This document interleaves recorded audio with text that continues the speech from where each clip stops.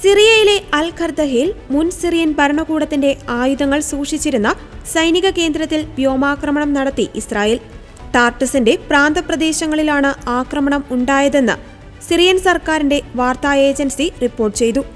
എന്നാൽ ആളപായമൊന്നും റിപ്പോർട്ട് ചെയ്തിട്ടില്ല. അതേസമയം നാശനഷ്ടങ്ങൾ വിലയിരുത്തുന്നതിനും ആക്രമണത്തിന്റെ കൃത്യമായ സ്ഥലങ്ങൾ സ്ഥിരീകരിക്കുന്നതിനുമായി സിറിയൻ സിവിൽ ഡിഫൻസ് ടീമുകളെയും സൈനിക വിദഗ്ധരെയും സിറിയ വിന്യസിച്ചിട്ടുണ്ട്. അടുത്തിടെ ഡ്രൂസ് കമ്മ്യൂണിറ്റിക്ക് നേരെ നടന്ന ആക്രമണങ്ങളും സ്ഥലത്തെ സൈനിക കേന്ദ്രം ആക്രമിക്കുവാൻ തീരുമാനിച്ചതിനു പിന്നിലുണ്ടെന്ന് ഇസ്രായേൽ സേന പുറത്തിറക്കിയ പ്രസ്താവനയിൽ അറിയിച്ചു. അതേസമയം സിറിയയിൽ ഇസ്രായേൽ നടത്തുന്ന ഏറ്റവും പുതിയ ആക്രമണമാണിത്. ബാഷർ അൽ അസദ് സർക്കാരിന്റെ പതനത്തിന് ശേഷം ഇസ്രായേൽ കരസേനയെ വിന്യസിക്കുകയും വ്യോമാക്രമണങ്ങൾ നടത്തുകയും ചെയ്തിരുന്നു.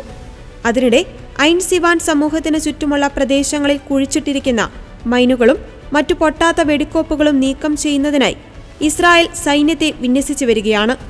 സിറിയയുമായുള്ള മുൻ യുദ്ധങ്ങളിൽ അവശേഷിച്ച യുദ്ധോപകരണങ്ങൾ ഗോലാൻ കുന്നുകളുടെ പല പ്രദേശങ്ങളിലും നിറഞ്ഞിരുന്നു. തന്ത്രപ്രധാനമായ ഈ പീഠഭൂമി 1967 സിറിയയിൽ നിന്ന് പിടിച്ചെടുക്കുകയും പിന്നീട് ഇസ്രായേലിലേക്ക് കൂട്ടിച്ചേർക്കുകയും ചെയ്തിരുന്നു. കഴിഞ്ഞ കുറേ വർഷങ്ങളായി സ്ഫോടക വസ്തുക്കൾ നിർവീര്യമാക്കുവാനുള്ള ശ്രമങ്ങളും ഐൻ സിവാന് സമീപമുള്ള പ്രദേശങ്ങളിൽ ഇസ്രായേലിന്റെ നേതൃത്വത്തിൽ നടന്നുവരുന്നുണ്ട്. ഇതിനിടെയായിരുന്നു മുൻ സിറിയൻ ഭരണകൂടത്തിന്റെ ആയുധങ്ങൾ സൂക്ഷിച്ചിരുന്ന സൈനിക കേന്ദ്രത്തിന് നേരെ ഇസ്രായേൽ വ്യോമാക്രമണം നടത്തിയത്.